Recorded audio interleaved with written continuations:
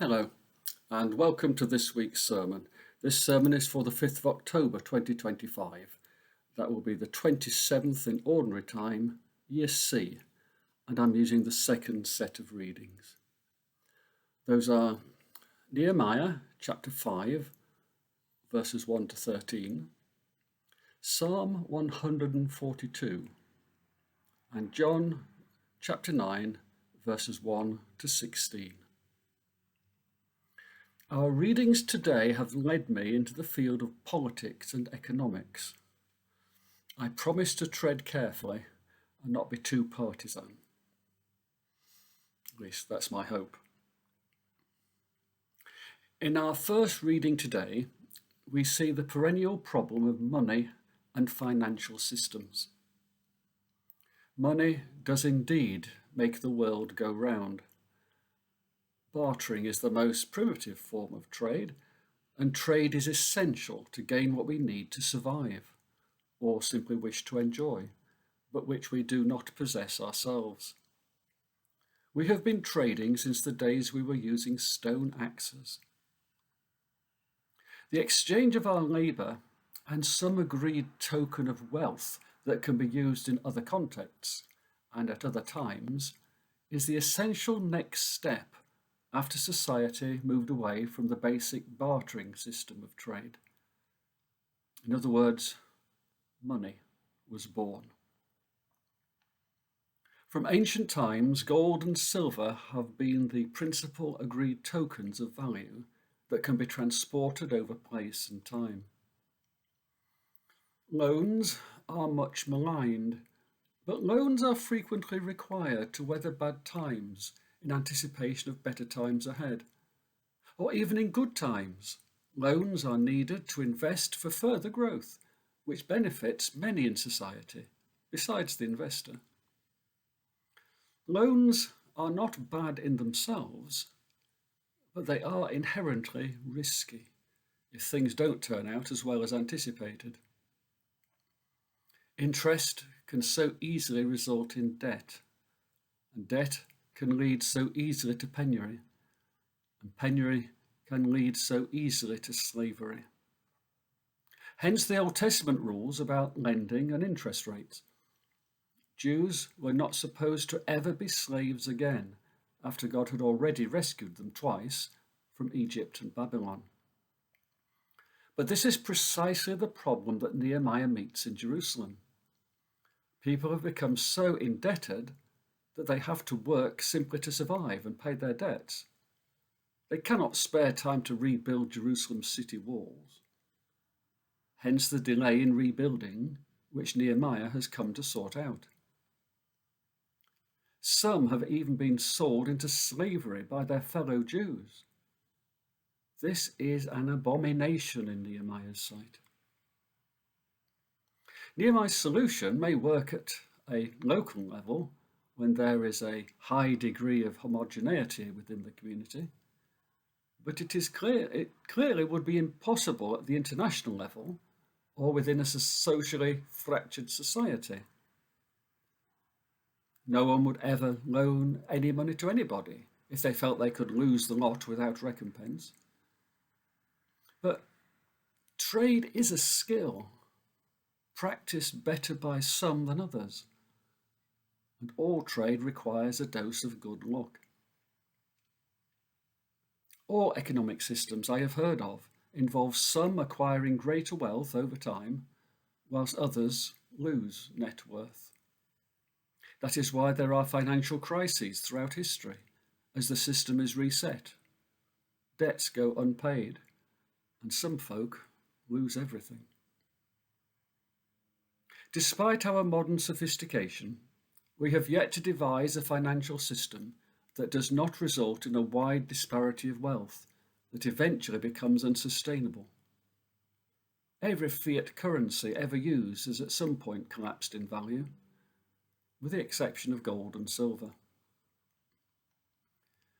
It is no surprise, therefore, to see disparities in wealth and the impoverishment of the unskilled or semi-skilled labourer feature again and again throughout the Bible. We see Amos and Hosea lambasting the northern kingdom prior to the exile, Nehemiah takes the restored kingdom of Judah to task after the exile, and Jesus and the apostles witness the same economic injustices in their day. In Acts chapter 5, the church tried to counteract the imbalances of economic system by pooling resources. It was an experiment that was not repeated on a greater scale, because it works within a small, homogeneous, clearly defined community, such as members of a monastery, but it is clearly impossible to apply to large, diverse, and dynamic economies, which include international trade, and we have traded internationally from before the Bronze Age. All the present age offers, despite our best efforts through communism, socialism, and capitalist welfarism, is boom and bust. Periodic financial upheaval and growing cries of anguish from the disadvantaged, leading to a period of economic turmoil and a financial and political reset.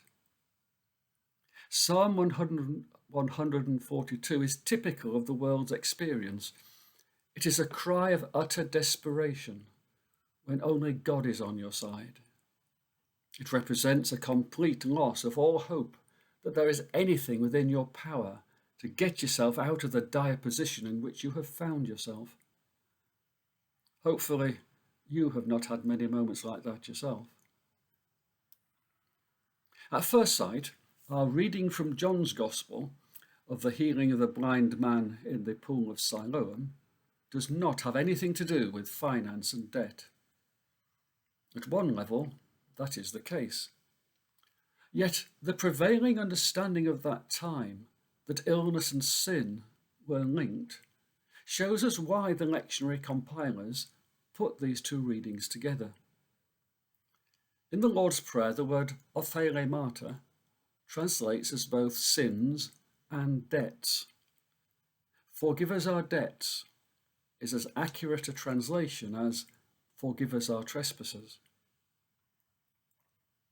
Asking if the man born blind was blind because of his sin or some sin of his parents assumes sin is like a debt owed to God, who will eventually call in the debt and make the debtor pay.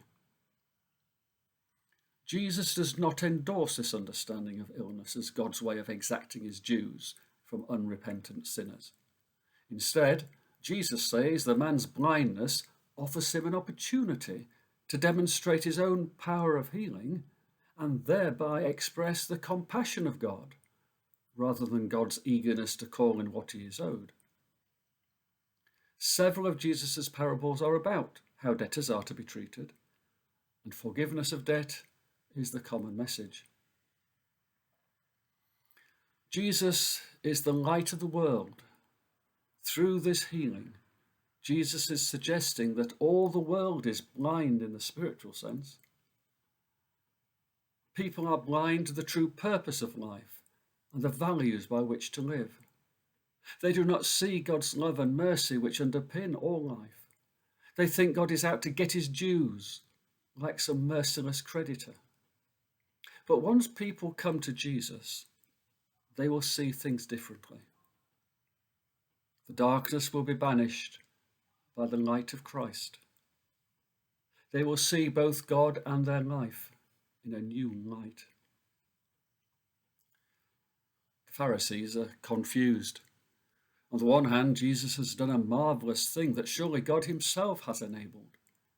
But on the other hand, Jesus has once again demonstrated a disregard for the Sabbath as they understood it. He has asserted his assumed right to rewrite the rules, which they believed were sacred. He has acted as if he knows better than they do what God truly desires. It's as if they prefer to live in a world where they are rich because of their fastidious adherence to the law, and happy to see people like the man born blind get what he deserves for his or his parents' sin.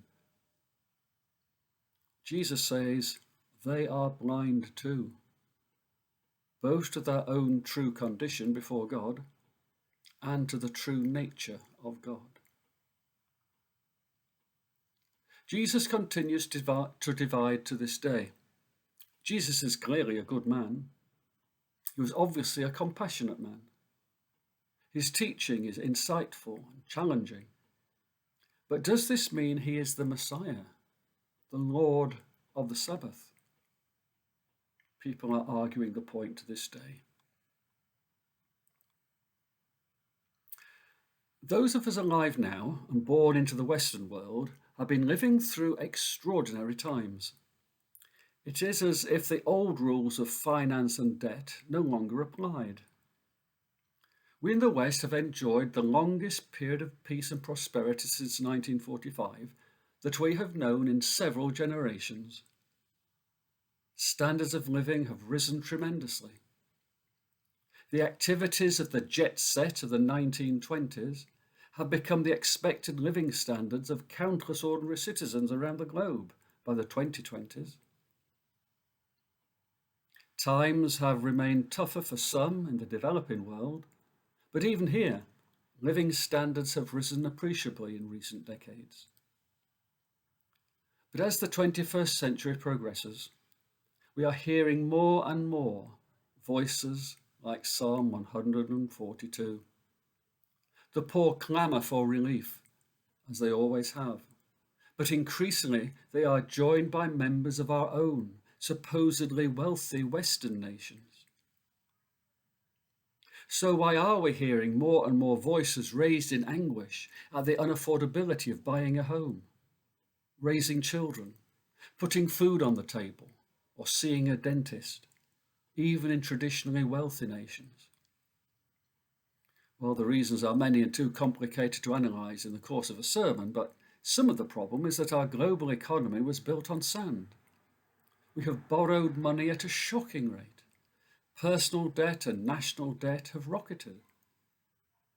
Once we moved off the gold standard, we were able to borrow money based on what we thought we would earn in the future, without anything tangible to prove that we had that sort of wealth that we could repay.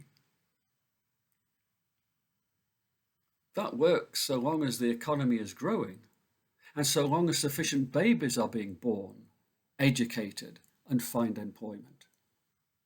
We are discovering that none of those things are guaranteed. Eventually, the burden of debt overwhelms us, and once we can borrow no more, the true cost of what we have must be paid, as well as the interest cost of what we have put on the national credit card in previous years. The message of the healing the blind man in John chapter 9 is that the whole world has been blind. Primarily, it is the Pharisees who are incapable of seeing God at work in their very midst, even when something as manifestly compassionate and miraculous as curing of the blind man takes place in front of them. They still argue about whether Jesus is good or bad, whether they should support him like the common people, or make moves against him.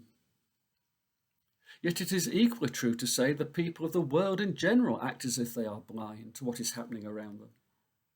Nehemiah himself was blind to the economic pain suffered by many in Jerusalem until he finally heard the cry of the poor. The whole world has gone blind over the past century.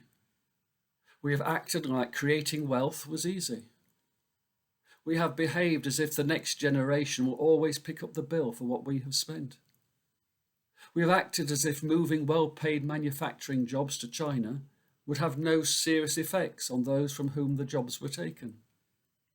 We have assumed war between rich, developed nations was a thing of the past, and that the fall of the Iron Curtain promised only peace.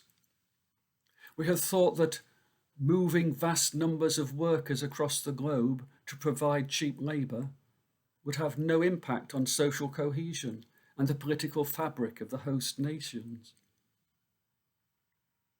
The message we receive from the story of the man born blind is that being granted the ability to see is an act of divine mercy. It is an act of grace if we perceive the truth. For our default state seems to be that humans live in a state of self-delusion. The message we receive is that the values that truly matter are compassion and mercy, rather than squeezing out as much as we can from the system and devil take the hindmost. For God is more interested in helping those in trouble than he is in punishing us for getting into the mess in the first place. And finally, the message we receive is that there will always be some who prefer their blindness to seeing the light, particularly when seeing the light might threaten their position of power or wealth. The good news is that Nehemiah did come to see where their actions were leading and did something about it. The good news is that Jesus offers sight to the blind, and they will see. Those who seek truth through Christ, to them truth will be revealed. And the ultimate truth is that forgiveness goes a lot further than demanding your pound of flesh. And that fault and blame do not always belong where you might think. The question is, will the scales fall from our eyes before we go over the cliff? Amen.